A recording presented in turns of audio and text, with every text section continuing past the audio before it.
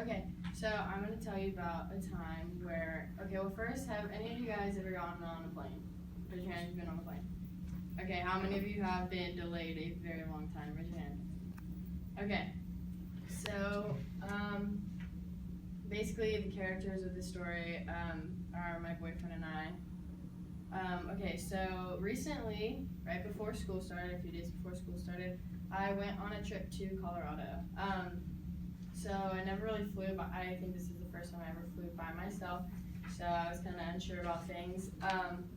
We purposely set up our flights, like kind of the same time, so like I didn't have to go by myself. Anyway, so this is my first time flying Frontier. Have you guys ever flown Frontier? Have you had good experiences? Bad? Okay. Well, I didn't know this. It was cheap and we were paying for it by ourselves. So we flew Frontier. Okay. Throughout the whole trip, we kept getting emails. All these emails were saying, you're getting delayed. Okay, well, this is the airline. Everyone. Okay, so all throughout the day, we're getting emails saying, oh, 20 minutes delayed, 30 minutes delayed, an hour delayed.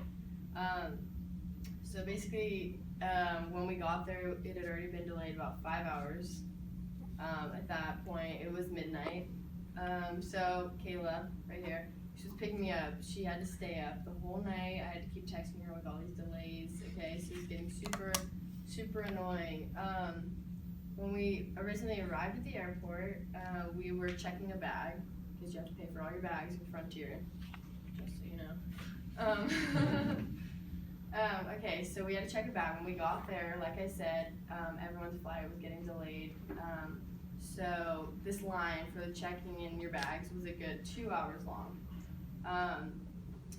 The thing that was making it so long were all these flights were changing, they were getting pushed earlier, they were getting pushed later, so people were cutting lines, so everyone that was getting delayed had to wait there. While everyone's lines are, everyone's flights that were getting pushed forward, they all got to cut. So we were in line to check our bags for a good 2 hours or so.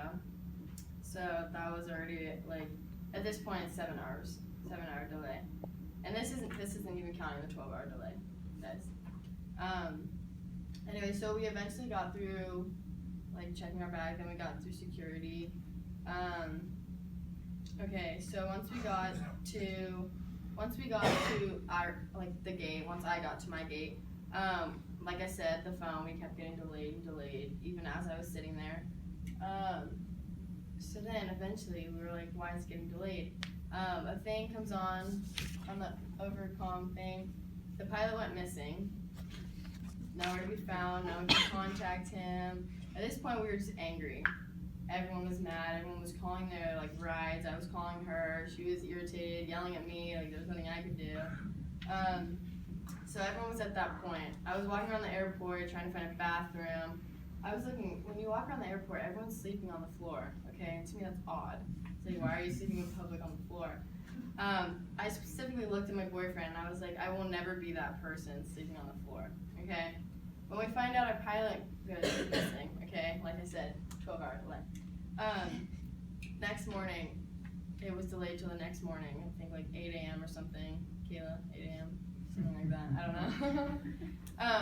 I ended up being that person. I slept on the floor. So that was rough. One of the one of the benefits of this, though, I try to find a positive outcome. I always try to. We got a $200 voucher for a future flight. I cashed that in to go to Colorado again for fall break. So I set it a day early, so if it gets delayed another 12 hours, I'll be to class on time. So that helped. We got free meal cards, so we could eat whenever we needed. So basically what I want you guys to get out of this is that bad things happen to everyone. It's just how you react to these situations, try to find the positives. That's basically all I have to tell you.